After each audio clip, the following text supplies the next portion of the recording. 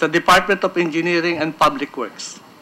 Na nagsimula po ako bilang isang draftsman hanggang sa ako po ay naging district engineer sa ikalawang distrito ng Makati. Noong 1996 hanggang 2003, ako po naman ay naging head ng Department of General Services. Naging konsehal naman po ako sa pamahalang lungsod ng Makati mula 2004 hanggang 2010. Sa akin pong isasalaysay ngayon ay ang akin pong karanasan sa dalawang termino ko bilang konsehal, lalo na po sa issue ngayon, ang overpriced Makati parking building. Inaamin ko po na ako po ay isa sa author ng dalawang ordinansa tungkol sa Makati parking building. Ang una po ay noong 2007 na meron pong attachment, ang halaga po ay 400 million pesos para sa Makati parking building phase 1 at 500 million pesos para sa phase 2. Inaamin ko rin po na ako bilang isang konsehal ng dalawang termino na merong natatanggap buwan-buwan na halagang 70 to 90,000 pesos na nakalagay sa sobre at kung minsan naman po ay halagang 300 to 500,000 pesos na nakalagay naman po sa brown envelope. Ako po ay naniniwala na ang aking perang natatanggap ay may kinalaman ang dating mayor ng Makati na si Mayor Judgemar Binay, na ngayon po ay pangalawang Pangulo ng Republika ng Pilipinas. Na ang nag-aabot naman po ay si dating Konsehal Levi Sharon at kung minsan ang nagdadala po sa aking opisina ay ang kanyang mga staff. At kung minsan naman po ay kinukuha naman ng aking mga staff. Sa bumubuo po ng committee ito, kayo na po ang bahala kung ano po inyong masasabi sa isiniwalat kong ito. Alam ko po na napakahirap aminin sa publiko ang nangyayaring ito sa pamahalang lungsod ng Makati, lalo na po ang tungkol sa pera ng bayan. Ako po ay lumantad ngayon at sana po sa maliit ko pong ginawang ito ay matigil na po ang katiwalian na nangyayari sa pamahalang lungsod ng Makati at pinapanalangin ko po na wag po sanang mangyari sa bansang Pilipinas. Maraming salamat po. Maraming salamat, Engineer Aspillaga. Nakita ko dito sa sinabi niyo, no? Na 1996 hanggang 2003, kayo po ay naging head ng General Services Department. Opo, Your Honor. Maaari nyo bang sabihin dito sa komite kung ano ba ang inyong mga tungkuling bilang head ng General Services Department? Bilang head po ng General Services Department, ako po ang naghahanda at nagpre-prepara ng mga papeles para ho sa procurement ng pamahalang lungsod ng Makati para ho ito ay ibidding. So, sa madaling salita, magkaparehas kayo ng trabaho ni Engineer Chanova? Opo, Your Honor. Opo, Your Honor. So, doon sa 1996 to 1998, kasama rin ba kayo doon sa mga Bids and Awards Committee? Member po ako ng Bids and Awards Committee, Your Honor. So, doon mga panahon na yon, sino ang mayor? Kasi nagpalitan ng mayor noon, ano? 1996 to 2003. So, sino yung incumbent mayor nung naupo kayo bilang head ng General Services Department? Si dating Mayor Judgemar Binay po. Si Vice President Binay. Siya okay. Noong panahon na yon, 1996 hanggang 1998. Opo. Okay, siya ang mayor. Opo, Your Honor. Tapos 1998 to 2001. Si dating Mayor Dr. Elenita Binay po, Your Honor. Tapos 2001 to 2003. Si dating Mayor Judgemar Binay po, Your Honor. Okay. Noon sa unang yugto, yung 1996 to 1998, nagkakandak ba kayo ng mga public bidding noon dyan sa Makati City Hall? Ganito po yun, Your Honor. Ang purchase request po na Hindi, dumarating... hindi ho. Tinatanong muna ko kayo. Nagkakandak ba kayo ng public bidding sa Makati o hindi? Meron po, Your Honor. Ano to? Ito ba yung tutuhanang bidding o yung bidding-biddingan lang o yung nilulutong bidding kagaya nung sinabi ni Engineer Hechanova? Yun Ano po, ba? Your Honor, aminin ko po, yun po ay isang bidding-biddingan o sinasabi nga po ay parang moro-morong bidding po. So, paano yan? Paano mo nasabi yan? Kasi pagdating po sa office ko, yun yung purchase request na pirmado na po ng mayor, may naka-attach na pong note na kung sino po ang mananalong supplier Note, naka-attach sa, saan? sa purchase request po. Purchase request. Nakalagay, may nakadikit na note. Opo. So, ano yung note na yon? Kanino galing yon? Kay dating Mayor Jojo Marbinay po, Your Honor. Ito yung sinasabi mo yung 1996 to 1998. Opo. So, yung note na yon, ano nakalagay doon ulit? Yun po kung sinong mananalong supplier po, Your Honor. So, kumbaga, binibigay sa inyo meron ng note na nakalagay kung sino mananalong bidder. Supplier po, Your Supplier. Honor. Opo. Okay. So, paano mo nasigurado na galing kay Vice President Binay yun or former Mayor Jojo Marbinay? Dahil sa sulat niya po, familiar naman po ako sa kanyang penmanship or handwriting. Kaya nga sabi ko pong siya nga po ang sumulat po nun. So, ang nakalagay doon sa note, pangalan lang ng supplier. Ganun ba yun? Ganun nga po, Your Honor. Tapos, may initial man lang o kuan? Basta't alam mo. Opo. Sigurado kayo dyan, hindi kayo nagkakamali dyan. Opo, Your Honor. Yan yung first part, 1996 to 1998. Opo, Your Honor. Walang bidding na ginawa na talagang tutuhanan na may mga participants. Opo, Your Honor. Ano opo? Wala. Wala po. Walang totoong bidding. Wala pong totoong bidding, Your Honor. So lahat ng bidding from 1996 to 1998 under the leadership of former Mayor Jojo Marbinay, walang totoong bidding na nangyayari. Opo, Your Honor. Lahat ng bidding, tinuturo niya kung sino ang supplier na mananalo. Ganun pa yon. Opo, Your Honor. So, doon naman sa panahon ni Vice... Engineer, Opo. ang pinag-usapan ninyo 1996 to 1998. Opo, Your Honor. May maalala ka bang significant na kontrata o bidding na linuto ninyo? Sa ngayon po, wala po, sa tagal na po ng panahon na ngayon, hindi ko na po Di mo na matandaan. maalala Opo. kung ano yung ano. Opo. Mayroon kang natagong handwritten note? Ay, yun po, Your Honor, wala po. Okay, sige po. Okay. Pero ito ay lahat. So, whether building na malaki yan o bili ng school supplies, kahit na ganun ba yan? Opo, Your Honor. Lahat yun niluluto. Opo, Your Honor. Okay. Okay. Sir Chair, with your permission, one question lang. Balik rin po natin. May natandaan ka ba na kahit isang proyekto sa inyo na hindi sinabi sa yung meron na tong contractor o bidder o supplier? Hindi, wala po akong matandaan So, po. lahat- Sa tagal na po, Oh, Your Honor. so sa pagkaalam mo, lahat meron na. Ganun na nga po yun, Kaya Your hindi Honor. mo matandaan kung... Opo. Ibig sabihin, kasi kung parating wala at meron isa lang na siya dapat, matatandaan mo yon o baliktad. Kung lahat meron, biglang may isang proyekto na wala. Pero lahat to, pati supplies, pati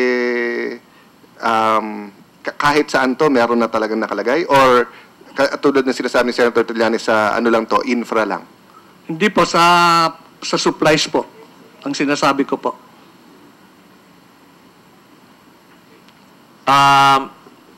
So, next, itong doon naman sa panahon ni Dr. Binay, nagkaroon ba kayo ng bidding noong mga panahon na yon? Member ka ba nung Vincent Awards Committee noong panahon na yon? Opo, Your Honor. Member ka? Opo. So, ano ang nagkakanta kayo ng bidding noon noong mga panahon na yon? Parehas din po, Your Honor, ang amin pong ginagawa noong panahon ni Dr. Elenita Binay. Anong parehas? Yun pong pagdating po ng purchase request sa opisina ko, meron na rin pong note na kalagay kung sino po ang mananalong supplier, Your Honor. Note din. Opo, Your Honor.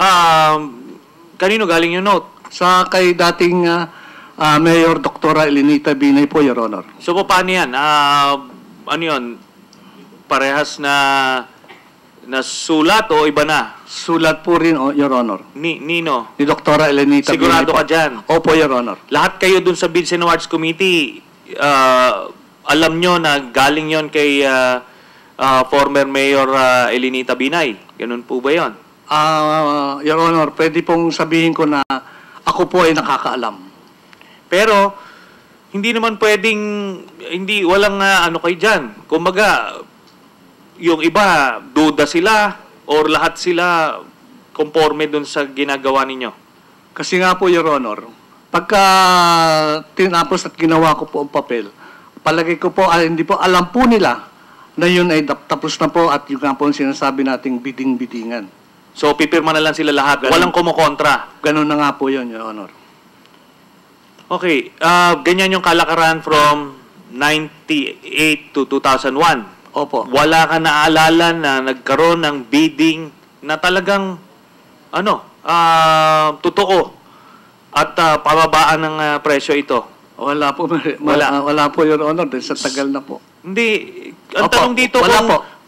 hindi, ano ka? Kung may naalala ka na legal na bidding o tunay na bidding. Wala po, Your Honor. Wala. Opo.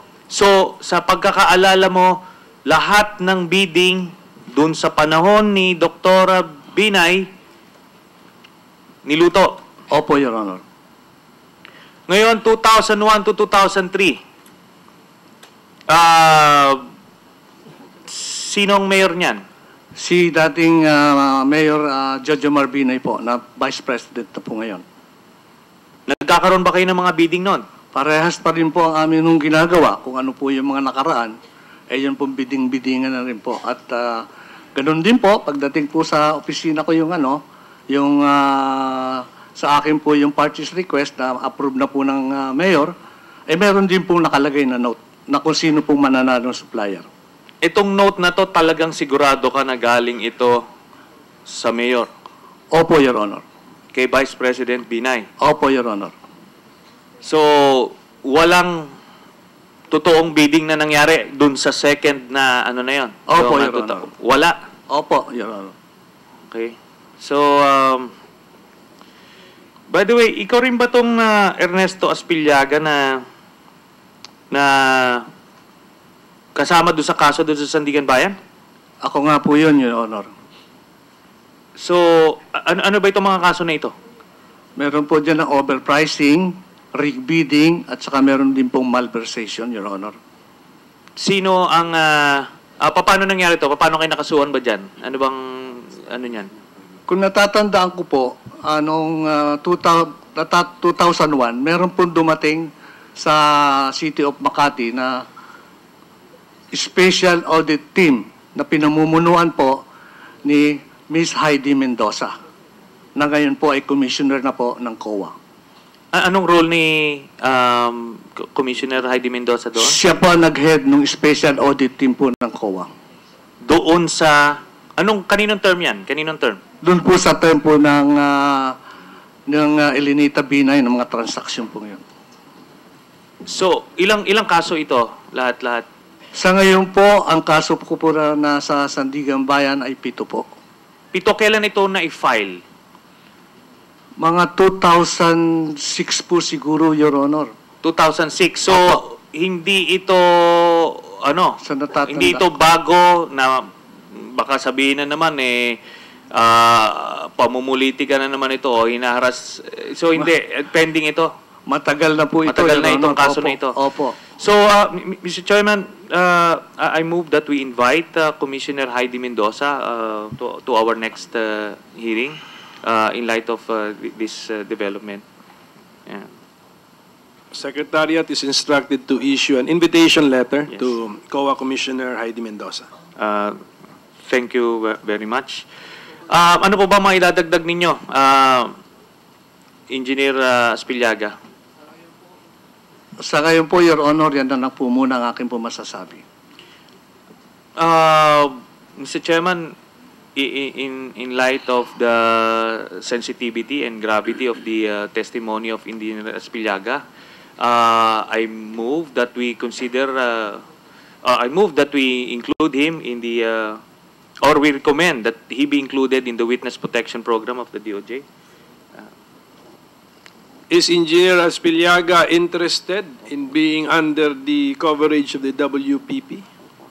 Opo, at maraming salamat po, Your Honor. We will just recommend because the DOJ will study the implication on your pending case. You have a pending case. Meron po ako itatanong na kayo po yung naging counselor 2 terms. Anong years po 'yon? 2004 hanggang 2010 po, Your Honor.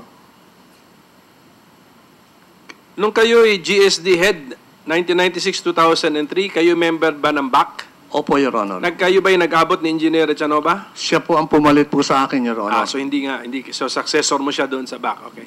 So at least na-clarify po 'yon. Okay ka na? Sir Chair, Senator isa lang po Cayetano. gusto ko i-clarify kasi kung hindi ako kasali sa hearing na to, no, at hindi ko napanood lahat, normal kasi talaga sa politika na yung kalaban magsasalita ng masama o mali dun sa kalaban niya sa politika. Kaya lang, ang hindi alam ng marami na kayo'y binabansagan na kalaban ng mga Binay, pero karamihan ko hindi lahat sa inyo ay napakalapit sa kanya na sa napakahabang panahon. No? So, naitanong ko na rin to sa ibang witnesses, pero sa inyo, engineer, gaano katagal nyo bang kilala ang mga Binay at gaano ba kayo kalapit sa kanya? Kay Vice President o kung sino man sa kanilang pamilya. Matagal na po kami nagkasama ng Mayor Binay mula po nung siya na-appoint na as OIC po ng OIC po ng pamahalaan ng Lungsod ng Makati. So, 1986? Opo. 86, 87? Opo. 86? Opo, Your Honor. Hanggang kailan po? Hanggang sa ako po ay 2010 po. Tapos So, po maging konsehal. 24 years kayong magkasama. Opo, Your Honor. Okay. At paano mo sasabihin yung relationship nyo? Pwede po natin sabihin na para pong boss at saka empleyado po. Pero ordinaryong boss at empleyado, for example, have you traveled together? Opo, Your Honor. Saan yon? May marami pong lugar. Yung Example lang po. Local or international? Sa international po, sa South Africa at saka sa Greece po. Dahil po member din po ako ng Boy Scouts of the Philippines. Okay. Hindi, kaya ko lang po naitanong yon kasi pag sinabi mong boss at empleyado, kung 8,000 yung empleyado sa isang city, no, hindi lang sa Makati, kahit saan sa buong Pilipinas o 2,000, hindi naman siguro lahat sinasama sa abroad at hindi naman siguro lahat ay prino-promote na department head at tapos pinapatakbo na konsehal. There has to be some sort of closeness. At siguro naman, kahit na sabihin yung boss at saka empleyado, hindi siguro magbibigay ng handwriting na note kung walang tiwala sa iyo. Opo. So, pero may last question, Mr. Chair, kay Engineer Echanova. So, pagdating mo at pinalitan mo si Engineer, pareho pa rin yung kalakaran, ika nyo nga, o yung sistema, ganun din lang. Opo, Your Honor, gaya ng sinabi ko noon, kalakaran na talaga sa Makati yan. Paano nangyari sa turnover nyo? Parang sino nag-brief sa'yo or alam mo na rin yon or bago ka ba sa GSD saan ka galing? Under ako ni Engineer Morales for 13 years. Okay. So more or less, yung ganun ba? Alam mo na yung takbuhan doon or paano yung... Yes, sir. Nung ma-promote ako, unti-unting tumatas ang rango, unti-unti ko nalalaman yung route ng sistema sa Makati. Walang problema kasi kay Vice Mayor Mercado. Everyone knows kung, in fact, para silang magkapatid ni Vice President. Pero sa inyong dalawa ni Konsehal Engineer Espillaga, di ba? Hindi alam ng publiko, kahit ako akala ko katunggalin nyo lang. But actually, you've been with them for so long. No? Opo, matagal ko po siya nakasama. Thank you, Mr. Chair. Engineer Echanova, sabi mo tuloy ang sistema, so ikaw rin nakatanggap ka rin ng mga notes? Ganon din ba yon? Actually, hindi note, sir. Yung instruction ko, sir, nanggagaling kay Engineer Morales. Kasi sinasabi naman niya sa akin na talagang utos ni Mayor yon. So, salita. Hindi Opo. na po. So, umiba ang sistema. Opo. Di ba vice chairman ka lang ng BAC? Opo, Your Honor. So, paano mo makukumbinsi ngayon yung ibang miyembro? Paano nila nasusuportahan yung desisyon na ibigay sa isa sa chosen supplier or contractor? Di ba majority, di ba? Majority rule? Opo, Your Honor. Paano po nakukumbinsi kung hindi sinasabihan mo rin ba sila na may napili na? Hindi sir, alam nyo sir, noong mga panahon na yun, basta sinabi ni Engineer Morales, lahat naman sumusunod Kasi yung time na yun, back member din po si Engineer Morales. So pag nagsabi siya sa akin na ito ang sabi... Chairman siya o member lang? Member lang po, si Engineer Morales. Opo. So, i-relay ko po sa yun, sa committee. So alam naman nila. So through you, nalalaman ng ibang BAC members, including the chairman, kung sino yung preferred ninyo na supplier or contractor. Yes, Your Honor. Parati bang unanimous vote kayo sa BAC? Opo sir, never kami nag-split ng vote. So, through you, sa'yo pinapadaan o through Engineer Morales siya nag-inform sa iba? Anong kwan mo? Sir, gaya na sabi ko before, sa tatawagin ako ni Engineer Morales, doon sa maliliit na projects, may mga nakalista na kung sino mananalo. So itong mga special projects na to, sinasabi niya sa akin kung sino yung mananalo. Sa'yo. Pero yung sa ibang members, sino ang nagsasabi kanino? Nire-relay ko rin sa kanila, pero I doubt, siguro sinasabi din ni Engineer Morales sa kanila yon. So siyempre, meron din namang usapan yung city engineer sa city administrator. So in short, rubber stamp lang yung back Yes, Beach sir. and Wards Committee. Yes, Your Honor. So, itong suki-suki system na to, yan na yung ano talaga. Pagka ikaw yung suki, ito na talaga yan. Siya na nananalo. Yes, Your Honor. Pero ito, hindi kayo nagdududa na lahat ito galing kay former Mayor Jejo Marbinay. Hindi, sir. Hindi, sigurado yan. Sigurado kayo. Yes, Your Honor. Okay.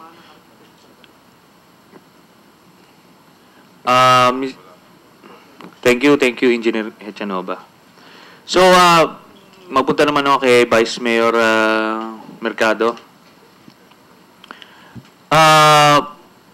Nung last time, naputol yung inyong salaysay.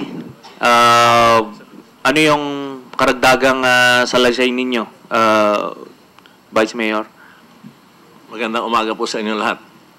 Hihingi na lang din po ako ng konting oras sa Mr. Chairman. At saka na lang po ako niyo tanungin doon sa mga ibang gusto niyo liwanagin. Sige po, go ahead. Sinasabi po kasi ni VP Binay doon sa kanyang naging statement nung siya ay magkaroon ng press con sa PICC na yun daw hong mga ipinakita kong bag hindi raw pwedeng tumayo sa korte dahil wala raw hong matibay na batayan.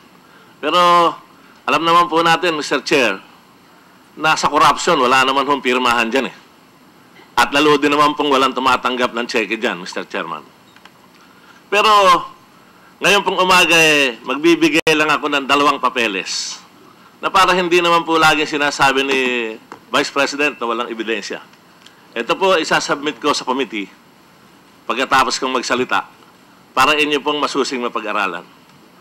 Ang una pong papeles na ipakikita ko rin dyan sa slide yung pong Miriras Realty and Development Corporation na itinatag noong December 30, 1990. Ito po ay may 5 incorporator na sila Mr. Ricardo Velasquez, Nelia Lau, Antonio San Jose, Blasio Elnas at Henry Santos. Pero noong pong kami ay mag-verify sa SEC ay iba na po ang mga nagmay-may-ari ng nasabing kumpanya. Ang mga bagong may-ari po ay sina Mr. Gerardo Limlingan, Miss Amy Chong, Erlinda Chong, Kim Tung Chong, Margaret Liknok, Irene Chong, Kimper Chong. Si Mr. Limlingan po at si Mrs. Margaret ay mag-asawa. Noong pong 1998, nang sinusukat ng aking kumpanya ang 7 barangay ng Port Bonifacio para tugunan ang kahilingan ng mga tiga Makati, na maihiwalay ng tuluyan ang military reservation at ito ay mapapunta sa mga taon tunay na nagmay-may-ari. Ako po ay pinatawag ni Vice President Binay na noon ay mayor ng Makati at nang ako ay dumating sa kanyang opisina, magkaharap po sila ni Engineer Nelson Irasga. Ang kanya pong naging utos sa akin kung maaari kong kausapin ang mga opisyales ng 525th Engineering Battalion na nasa Barangay Comembo at kumbinsihin ko daw po na kung maaari, yung malaking bakanting lote sa harap ng kampo, hatiin na lang sa dalawang parte. Ang isang parte po, sabi niya, para makumbinsi mo yung mga military, sabihin mo na yung kalahati, gawin nilang housing project nila. Dahil noong pong panahon yun, pinamimigay na yung mga lupa sa Fort Bonifacio. Pero meron hong minimum na 50 at maximum na 300 square meter. At sinabi din po niya, na sabihin mo, yung kalahati naman kukunin natin, gagamitin natin para sa gobyerno ng Makati. So sa ganun pong paliwanag, nakumbinsi ko ang mga opisyal ng 525th Engineering Battalion. Yung pong kalahati, napunta sa military, at ngayon po ay puno na ng bahayon ng mga opisyal. At yung po namang nakikita nyo sa drawing, yan po ang kalahati. Makikita po nyo yung JP Rizal, doon po sa dulo, hindi lang nailagay yung papasok sa kampo ng 525th. At noong pong panahong iyon, doon po nakatayo yung barangay hall ng Barangay Comembo. Natuwad po lahat ng usapan, pero ang nasabi pong lupa na napunta sa Makati ay hindi po nagamit para sa kapakanan ng bayan ng Makati. Bagkos ito po ngayon ay naging isang pribadong pag-aari na nasa pangalan ni Ginang Erlinda Chong, na isa sa mga bagong nagmay-ari ng Miriras Realty and Development Corporation. Alam po ninyo, ang lupang yan sa ngayon, Mr. Chair, mahigit 1 bilyong piso po ang halaga. At ito po ang tinitingnan kong dokumento na direktang maglilink kay Vice President Binay sapagkat si Ginang Erlinda Chong po at yung pong si Mr. Gerardo Limlingan na bagong incorporator ngayon dyan sa kumpanyang yan, kanang kamay po ni Mayor Binay si Jerry Limlingan at si Mrs. Erlinda Chong po naman, ayun ho ang ginagamit nilang pangalan sa matagal ng panahon do sa cake na sinasabi natin isinusupply ni Senadora Nancy Binay.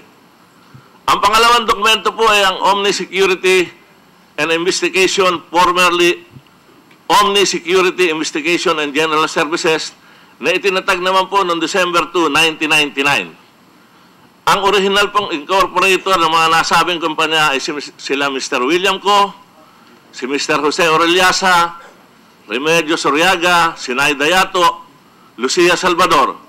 Pero ang bago na pong nagmay-ari ng nasabing kumpanya ngayon ay sila Mrs. Margaret Licnoc, na asawa ni Mr. Gerardo Limlingan, na kumakatawan po sa 50% share o equivalent na halaga ay 15 million. Ang pangalawa po ay si Miss Irene Lopez, na asawa po ni Professor Tomas Lopez, na presidente ng University of Makati at Board of Trustees sa Pag-ibig.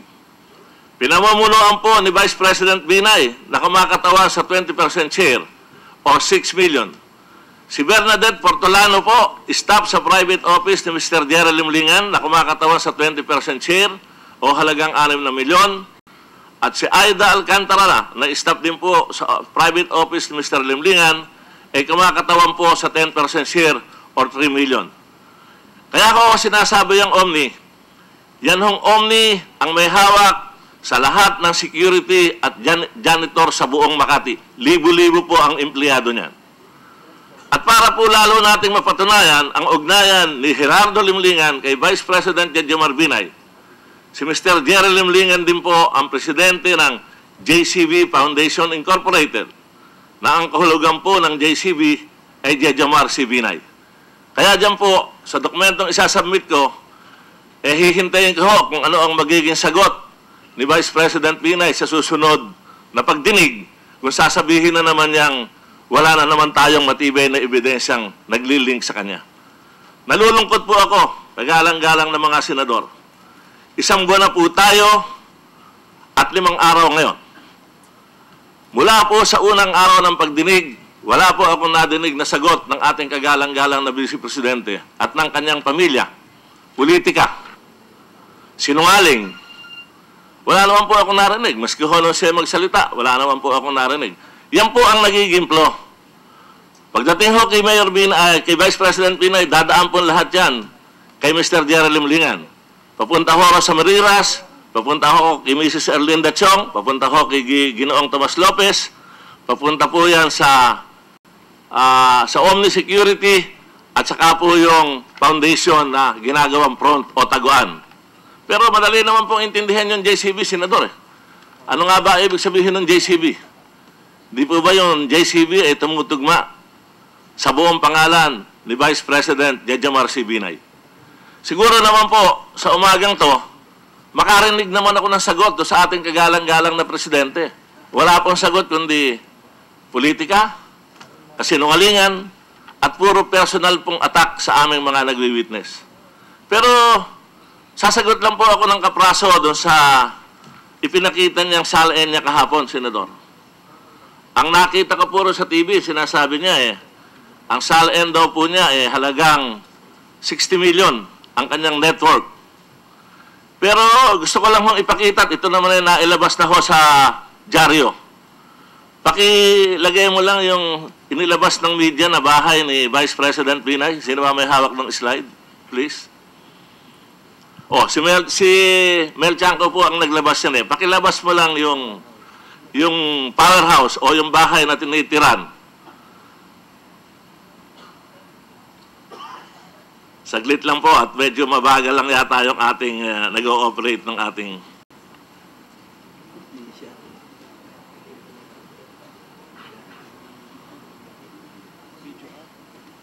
Hindi, meron tayo. May video o litrato? Ano po ang lalabas? May video po yan Video, Yung pong doon sa... Naipalabas po yan Mel Chanco. Apo, sige po, video. Doon sa powerhouse. Pwede ba mag-dim ng konti? Ang ilaw po. Okay, can we run the video o Yes, paki-suyo lang doon sa nag-ooperate. complicate? Medyo.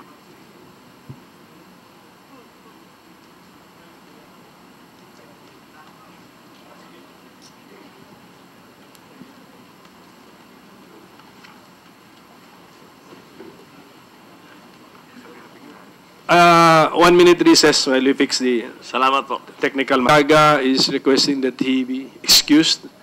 Do we have questions directed at Engineer Aspiliaga? No more? Okay, Engineer, you're excused because you're running a fever right now.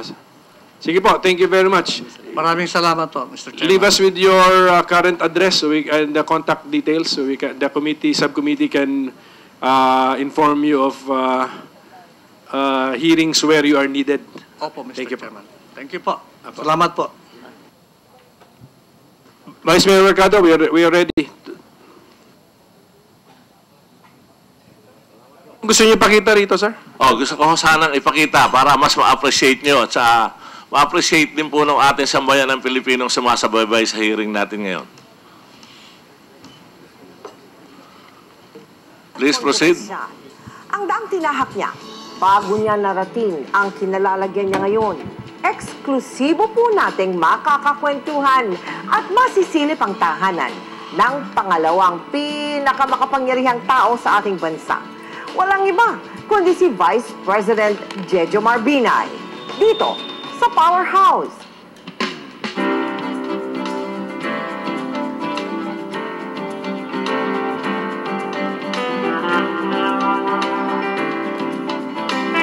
Sa loob ng halos 4 na dekada, dito nakatira ang pamilya ni Vice Presidente Jejomar Binay. Dati itong bungalow na ngayon ginawang 3 palapag at may 5 kwarto. Sa bungad pa lang, kitang-kita na ang tema nitong Asian Oriental. Ang main door ng mansyon at pinapintuan ng isang templo ay dati palang gate na nagmula pa sa India. At kaya raw napakataas nito, daanan din kasi ito ng mga kabayo noon.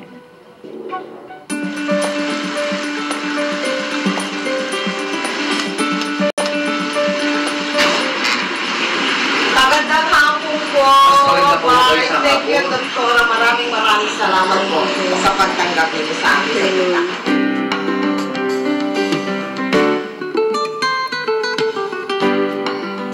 Ang arkitektong si Odette Bungato ang nagdisenyo ng bahay. Pero ang pagpili ng tema at disenyo, pati na ang pag-aayos nito, ay pinauubaya pala ni VP Binay sa kanyang may bahay. Ang mga libro rito, nakaayos, batay sa paksa o sa subject. Paboritong basahin ni Vice President Binay ang mga biography o kwento ng buhay ng mga kilalang personalidad, mga libro tungkol sa kasaysayan at sa digmaan.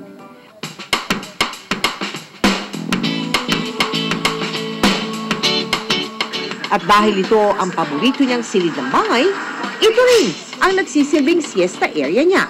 Bukod sa pagpapahinga, dito rin siya nagpapagupit ng puting buhok. Ayun yung pakulay. Gusto niya lang yung normal yung buhok. Tapos pag tuwing binukupitan ko siya, tapos mapuro yung gunting, sabi siya, aray, aray, gano'n. Dito rin sa loob ng library siya nagpapamasahe. At ang nakatokang masahista, ang kanyang bodyguard. Kung sa Makati City kanyang private residence, ang Coconut Palace naman ang kanyang official residence bilang naipakita po natin Ito naman po yung pinalabas naman sa isang television channel, no? Station. Tama po. Kaya ko lang, Definitely, nasa YouTube din po yan, dun sa Opo. gustong manood. Opo. Kaya ko lang pong ipinakita yan, Senador. Nung kanyang salin, ang nakalagay, 60 million yung kanyang network.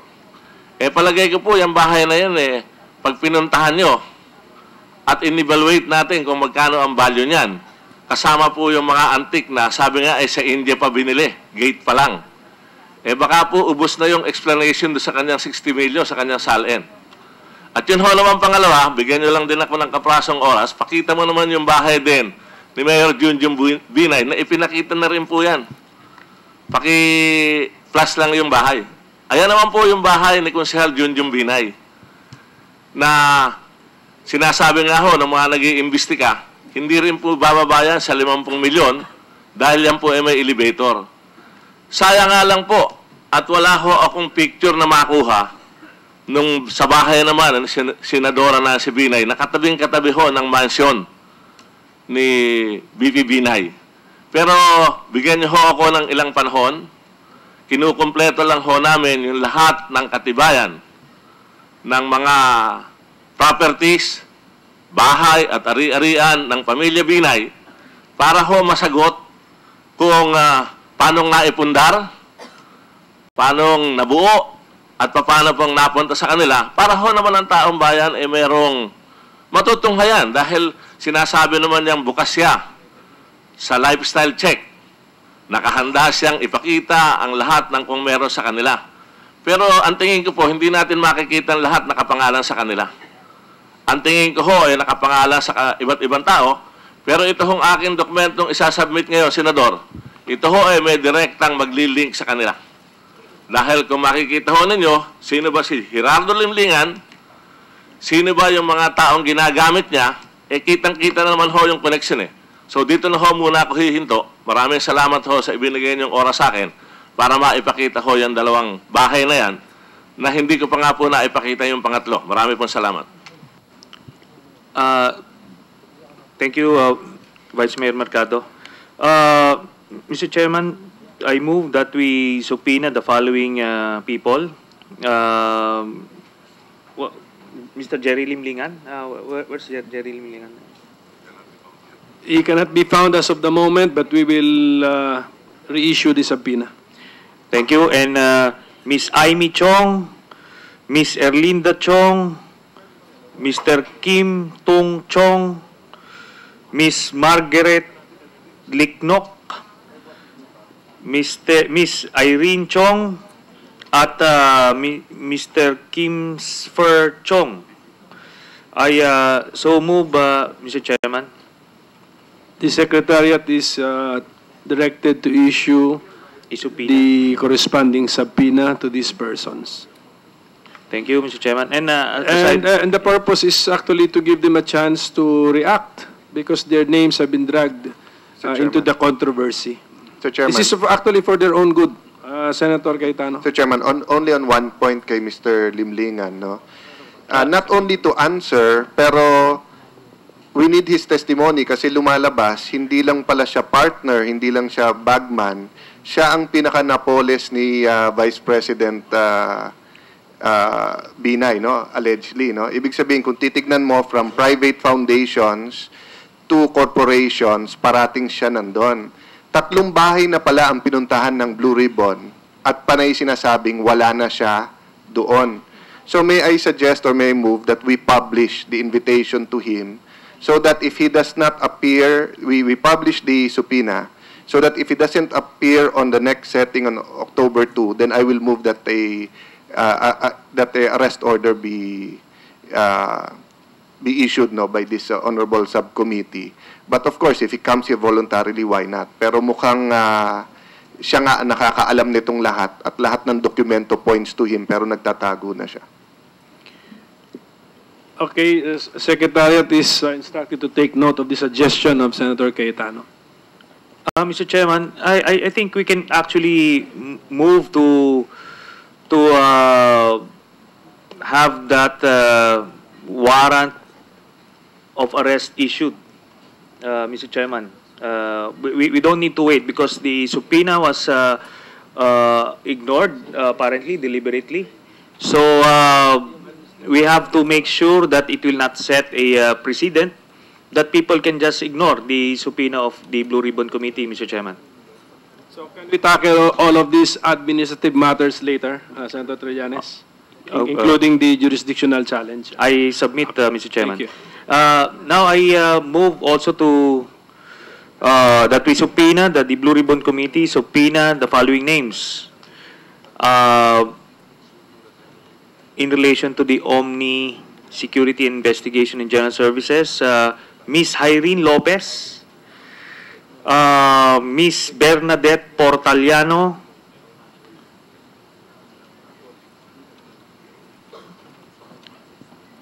and again, Ms. Margarite Liknok and 1, 2, 3, 4, and Ms. Aida Alcantara. I so move, Mr. Chairman. Secretariat, please take note. So, Vice Mayor, babalikan ko lang yung sinasabi niyong titulo ng lupa dun sa Fort Bonifacio. Ito ay pagmamay-ari ng 502nd Engineering Battalion. Is that correct? Actually po, Your Honor, hindi po pag-aari. Nasasakop po yan ng bakod ng 525 Engineering Battalion noong panahong iyon. Kaya po walang bagaman at meron hong presidential proclamation na inisyu ang ating gobyerno. Hindi ho tayo basta pwedeng makapasok doon sa mga area na yon nang wala pong pahintulot yung commanding officer ng 525 Engineering Battalion. Kaya nga po ako ay napag-utusan ng noon ay mayor na ating vice president ngayon na ako ay makipag-negotiate sa officer ng 525. At yun nga ho ang nangyari, yun hong asa bandang kanan, kung kayo ay nakaharap doon sa kampo along JP Rizal, yun hong kalahati ng kabuuan ng loteng pinakita ko kanina, yun po ay sinubdivide ko ng 300 square meter na ginawa naman pong housing project ng mga military officer. At yung pong nasa kaliwa naman na ipinakita ko kanina, ang tunay po sanang purpose niyan, kaya naman pumayag ang ating mga military nung panahong iyon, dahil po doon sa usapang gagamitin naman po yun ng pamahalaang lungsod ng Makati, dahil sa katunayan po, noong panahong iyon, doon po nakatayo yung barangay hall ng Barangay Comembo, pero inailipat na po sa ibang lugar, doon din naman sa barangay na yon, yung barangay hall, kaya hindi po nagsilbing para magamit ng gobyerno yung nasabing lupa, bagkos yun ho ay naging private property na pinaniniwalaan ko yun nga ay kay Vice President Binay dahil yun hong korporasyon na dating naghahawak ng lease.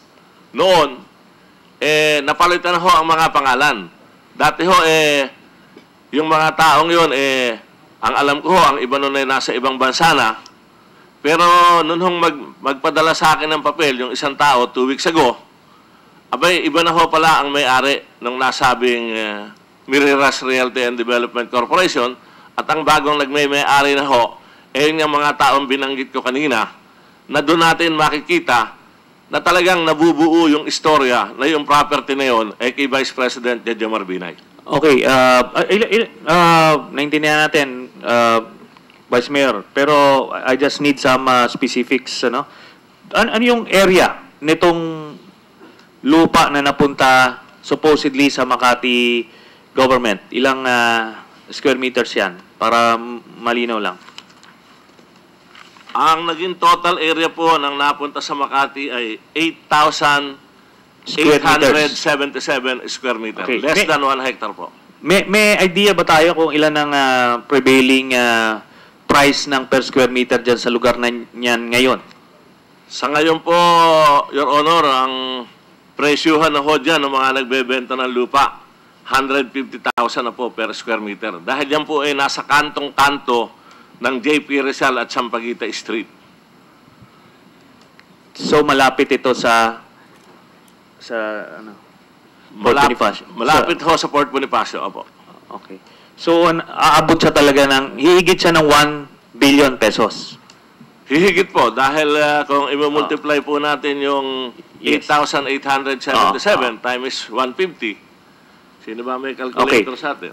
Sige. So thereabouts. Definitely it's over 1 billion. Ngayon, ito bang area na to ngayon na vacant siya?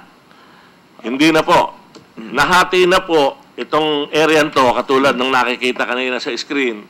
Nahati na po yan sa 4. Yung pong isang parte, yung pong may sukat na 3,730 square meter, ang nagme-may-ari na po niyan ay yung Manila Mission of Church of Jesus Christ of Latter-day Saints Incorporated. Mga Mormons na po. Mga Mormons. Pero saan sila nakipag-transact? Kanino sila nakipag-transact? Kay Mr. Jerry Limlingan po. Kay Mr. Jerry Limlingan. Opo. Okay. Then, yung isang portion, kayo napunta yun? Yung pong tatlong portion ay nananatiling nakapangalan po kay Ginang Erlinda Chong. Yung natitirang portion. So, ilang portions ba lahat? Yung napunta lang dun sa ano? Nahahati po yan, Senador, ngayon sa 4 Katulad po nung nakikita niyo sa screen, nahahati po siya ngayon sa 4. Yun po ang itsura ng lote. Ayun pong nakapasungot na yun doon sa dulo, yun ho ang kantong-kanto ng JP Rizal at saka ng Sampaguita Street. Ito po, mas maliwanag po yata tayo nasa kabila. Yun hong 3, naiiwan pa rin ho sa pangalan niya ni Ginang Erlinda Chong at andyan din po yung mga corresponding TCT number at saka yung pong area. Yung pong nando sa kantong-kanto, ang area po ay 1,765. Yung pong pangalawa is 1,411 at yung pong pangatlo ay 1,971 square meter. So in short, ang naiwan dito kay Ms. Erlinda Chong ay roughly 7,000. Hindi naman po. 8,770. Ile-less po natin yan sa 877. More or less po ay mga 7,000. Mga less than 5,000. More than 5,000. Oh, yung napunta dun sa Mormon Church is 3,730. 3,730 po, Your Honor. So around 5,000 square meters yung naiwan. Yes, sir. Okay, doon tatlong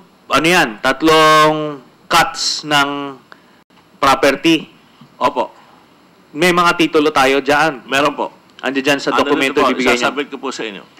Nakapangalan yung tatlo kay Erlinda Chong po.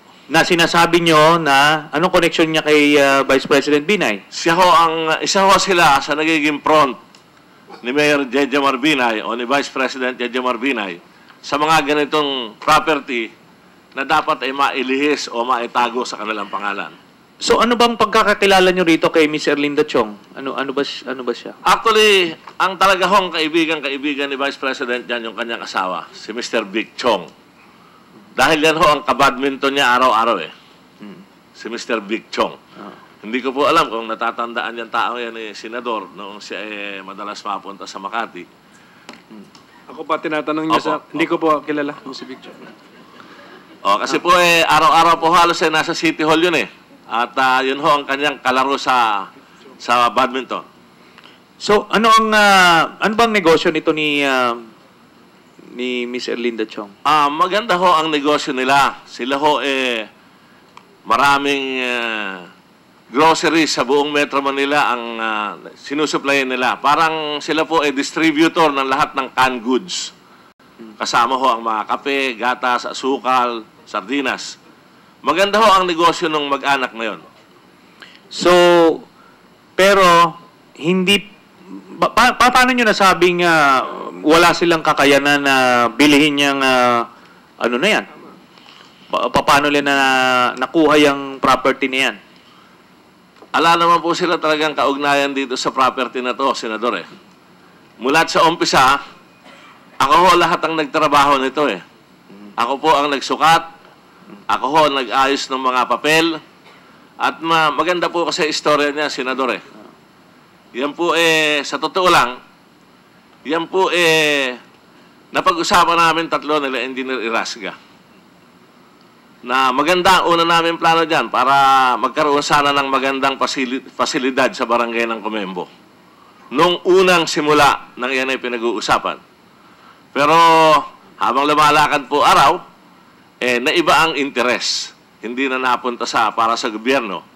Kaya ako ho kampante na talagang front lang dito sila ang Chong family. So, may personal knowledge kayo na hindi ito sa kanya? Opo.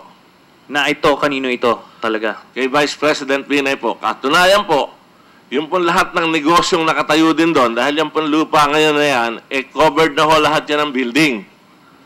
Meron ho diyang palengke, may mga groceries, may mga RTW at ibang-ibang klase po ng negosyo.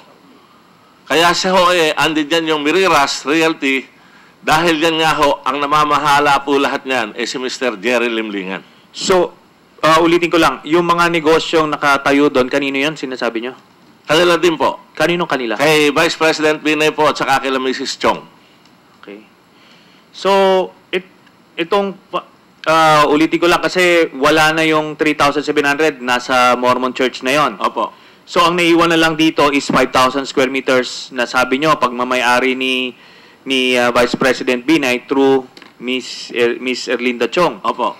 So, abot ng mga 750 million pesos sa lupa pa lang na yan. Sa lupa pa lang po. Tapos may negosyo pang nakapatong dyan, may mga... Marami pong negosyong nakatayo doon. Meron pong wet and dry market. Meron pong mga groceries. Meron mga RTW. Doon po kasi sa harapan, 3 palapag po yung building na isa doon Doon po sa unang-unang lote, along JP Rizal, yung po may nakatayong building na 3 palapag na pinauupahan din po. Okay. Mr. Chairman, I'd just like to manifest that we may have deviated from the original intent of the resolution, but at this point, this same Blue Ribbon Committee is under siege by the Binay family. They're questioning our authority to investigate. But dito ho, nakikita natin that we are uncovering a lot of things. And it's incumbent upon us as representatives of the people to expose these matters and let it be known by the public. So, at the same time, in relation to the overpriced Makati Car Park building, ang kinukuha nun natin dito is why did all of these things happen in the first place under a leader such as the Vice President Binay? Kasi nakita natin ngayon kung saan napupunta itong mga pera at kung ano pang iba't ibang mga modus operandi sa pagkakamal ng yaman. So I think which is very much relevant to the spirit of the resolution that I filed. But yes, Mr. Chairman. I have questions for the Vice Mayor. 4 po na lote yon, sabi nyo, hinati ninyo at nagkaroon ng sariling titulo kada lote? Opo. Meron din po naman, meron ho siyang original na mother title. Opo. Tapos, dinivide ninyo? Sa 4 po. Diretso na dun sa Mormon yung titulo? Hindi po. Nakapangalan po lahat yan kay Mrs. Chong, 4. Okay. Tapos nagkaroon po ng sale from Opo. Erlinda Chong to the Mormons. Yun na nga, kasi yung tatanong ko sana, kung tatanungin natin yung Mormon Church kung saan nila nakuha, ang sagot, Erlinda Chong. Opo. So, and then yung mga TCT, kung examinin natin ngayon, ang nakapangalan kay Erlinda Chong. Opo. Hindi po doon sa company na sinabi nyo. Hindi po. So, kailangan makumbinsin nyo kami yung link ni Erlinda Chong kay Vice President Binay. Kasi Opo. medyo malayo-layo po yun. Ang sinasabi nyo, dahil lang sa kabadminton ni Vice President Binay ang husband ni Erlinda Chong? Hindi lang po naman sa kabadminton. Opo. Sila, Erlinda Chong po, sila din ho ang namamahala nung kantin sa 8th floor ng City Hall. Sila rin po ang namamahala nung kantin sa ospital ng Makati. At sila rin, yung pong pangalan nila ang ginagamit sa transaksyon ng cake ni Senadora Nancy Binay. Kaya andun po talaga yung link. At kung yan ho, napunta lang basta kay Mrs. Chong, pwede na pong magdemanda yung mga incorporator ng Miriras. Paano napunta kila Jerry Limlingan yung papeles na to, samantalang ang nagmay-may-ari po nito ay Miriras. Paano naman napunta ang 4 na TCT kay Erlinda Chong, kung alam nyo po? Alam ko po, sapagkat nung pong original na applyan, yung titulong yan, nakalist po muna yan sa Miriras Realty. List po muna yan dahil yung lupa natin is public land. Hindi po pwedeng direktang mag-apply ng titulo ang kumpanya ng ganong kalaki at hindi rin po maaaring mag-apply ang isang pribadong tao sa ganong kalaki dahil meron hong inisyong General Circular Number 7 ng DNR at nakalagay din po doon sa Presidential Proclamation 518 na ang isang mag-a-apply ng lupa sa Fort Bonifacio Military Reservation under Presidential Proclamation 2475 na inamendahan ho ng Presidential Proclamation 518 ay hindi po pwedeng mag-apply ng titulo na less than 50 or not more than 300 square meter. Kaya nga ho, ang naging operation, Senador, in-applyan po muna ng lease. At mayroon po tayong batas naman sa public land law na after 5 years na yung may-ari ng lease, pwede na pong mag-apply ng titulo kung malilipat yung lease sa isang pribadong tao. Kaya ho, pumasok na sa eksena si Ginang Erlinda Chong para siya na ho ang direktang lumabas na applicant para matituluhan yung lupa. From lease converted into sale. Mr. Chair, just on that point, Senator Trillanes, no, para lang maintindihan ng ating mga kababayan, ganito kasi history niyan at i-correct mo ako kung mali, Vice, no, dahil 1986 kayong nakaupo sa Makati, ako naging konsehal 1992, pero tatay ko ang assemblyman ng Taguig Pateros Muntinlupa ng 1984. So nung snap election kasi, nagtanong si President Marcos kung ano ang pwedeng ibigay dyan kay Mayor Yabut at saka kay Mayor Levy sa amin at sa aking ama. Ang sinabi, iproklama na natin yung sa Fort Bonifacio na reservation, hindi mismo yung kampo, kasi parating na arsag yung mga bahay dyan. Nung mag-election yan. So, sometime January 6, 1986, no? Dyan po sa Guadalupe, prinoklama yan. 2475 sa Makati, 2476 sa Taguig. And then, nung nag-take over si President Cory, 172 sa Taguig, 518 sa Makati. But ito yung konteksto. Pagka ikaw ay nakatira doon at actual occupant ka, pwede ka mag-apply para sa mahihirap yan. Tama, Vice? So far, no? So that's why ang limitation mo, 50 to 300. Kasi kung yung ibang militar noon, na opisyal, halimbawa, nakakuha 500, 1,000, hindi naman pwedeng mapasa kanila yung ganong kalaki. Ngayon, meron pa nga dyan yung sa side namin na farmers, so pwede sila hanggang 1 hektarya. Kasi yung nangyari sa inyo, nangyari din sa amin Yung pamilya ng isang politiko nakapag-cordon off at nakapaglipat din. No?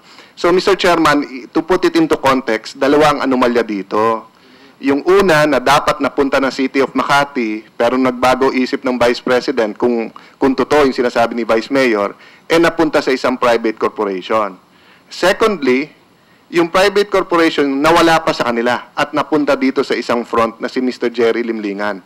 Nililiwanag ko to kasi baka sabihin ng iba, sir, madali naman kayo magturo ng property dyan Kahit saan sa Quezon City, Makati, Pasig, magturo ka, sabihin mo kay Bina yan. Etong property na to, Mr. Chair, hindi pwedeng bilhin ng kahit sino. Kasi proclaimed land siya. Kaya in-explain ni Vice Mayor yung proseso bago nalipat. So hindi malilipat ito kaya sa mga tiyong nang hindi nasunod, na hindi may insider na nag-ayos. Last question lang, Vice. Sino si Kim Tung Si Chong? Hindi ko po sure kung yan yung si Mr. Big Chong o isa sa mga anak nila. Kasi sinubmit to sa atin, galing sa DTI, Paid Office of the Treasurer, Makati City, Cups and Mugs Kitchenette. So, ito po yung sinasabi niyong bakery na ginagamit sa pang-supply Opo. ng cake. Opo. Oo. Thank you, Mr. Chair. Vice, so balik ako rin sa paano natituluhan yung 4 na lote sa pangalan ng Chong. Sabi nyo from lease naging sale. Sale to the individual na si Opo. Erlinda Chong. Opo. Alam nyo kung magkano niya binili ito sa gobyerno? Kung alam nyo? Kung hindi po ako nagkakamali, binili po yan sa gobyerno ng parang 100 pesos per square meter. At 8,000 square meters total yon, di ba? Opo. So around 880,000 yung buong ano? Yun ba yun? Yun ba yung gusto mong sabihin? Parang lalabas mong ganon. Apo. Wala pong 880, 100 pesos lang po eh. 8,800 plus, di ba? 880,000. 8,877 times 100 pesos. 887,000 pesos. Opo. Anong taon po yun, kung maalala nyo? Hindi ko po masyadong makita yung papel. Basta yan po ang alam ko, nilis muna. Pagkatapos na Ganito, anong ahensya ang katransaksyon? DNR po, DNR. Kasi may hearing po ako sa October 8 sa land titles Opo. Sa mga faking land titles at saka sa mga illegal na issued na land titles. Isasama ko na lang po ito sa hearing ko sa Opo. Committee on Justice. Opo. Opo. Senator Trillanes? Thank you. So, mga anong year? At least, ano lang, 90s o mga mid-2000? Siguro early part ng 2000 po yan na-convert ng sale. Okay. So, ang sinasabi nyo, binili itong lupa na ito ng 880,000 pesos. Ngayon, ang presyo niya ay